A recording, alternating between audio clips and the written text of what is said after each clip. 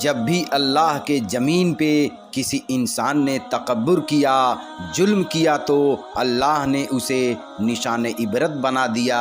تو ویسے ہی حضرت موسیٰ علیہ السلام کے زمانے میں قوم قبط و عمالق سے جو مصر کا بادشاہ بنا، جس کا نام ولید بن مصعب بن ریام تھا، جس کو پوری دنیا فرعون کے نام سے جانتے ہیں، وہ فرعون جو انسانوں پر ظلم کرتا تھا اور جو لوگ غریب تھے ان کا حق کھاتا تھا اور ان سے سخت مزدوریاں اور کم اجرت دیتا تھا، اور جو انسان اس کا غلام نہیں بنتا تھا اس کو قتل کر دیتا تھا، تبھی اللہ نے اپنے نبی موسیٰ علیہ السلام کو حکم دیا کہ اے موسیٰ، فرعون تک میرا پیغام پہنچاؤ کہ وہ انسانوں پہ ظلم نہ کرے، ورنہ اللہ کا عذاب ان کو لے ڈوبے گا۔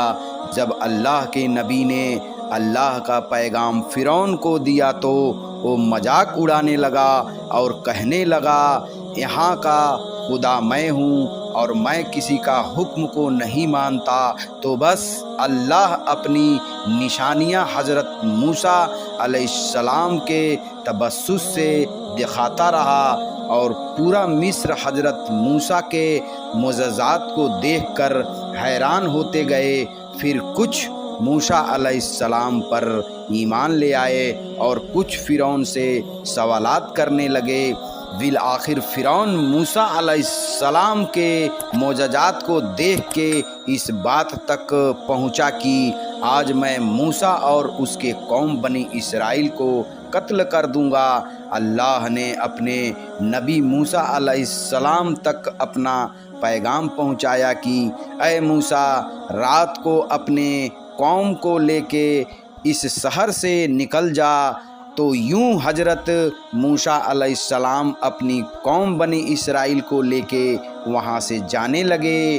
اس بات کا علم جب فرعون کو ہوا تو وہ گجب داغ ہو کے کہنے لگا، کچھ بھی ہو جائے، موسیٰ اور اس کے ساتھیوں کو میں قتل کر کے چھوڑوں گا۔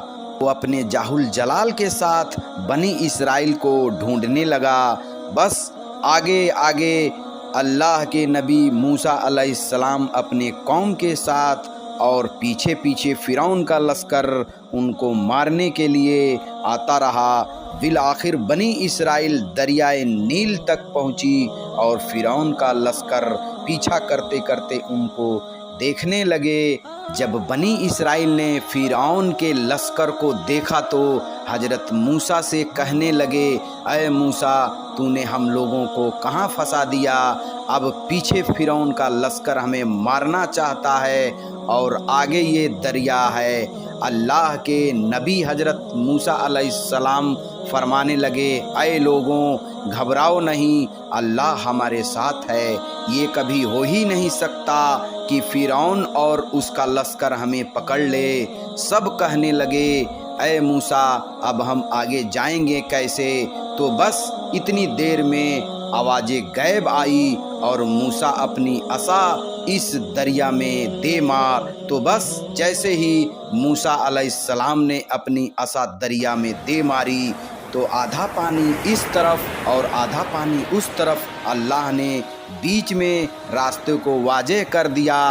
تو بنی اسرائیل کے کچھ قبائل کے لوگ کہنے لگے، اے موسیٰ، ہمیں آپس میں بنتا نہیں، اپنے خدا کو کہے کہ ہمارے لیے الگ الگ راستے بنائے۔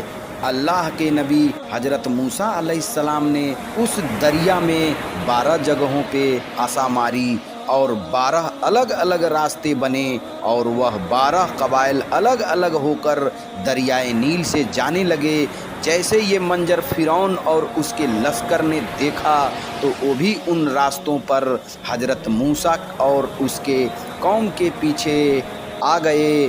جیسے ہی موسیٰ علیہ السلام بنی اسرائیل کے ساتھ دریا کے اس طرف پہنچے اور دریا کے بیچوں بیچ اور اس کا لشکر موجود تھا، تو اللہ نے پانی کو پھر سے حکم دیا، اب ایسے ہو جا جیسے پہلے تھا۔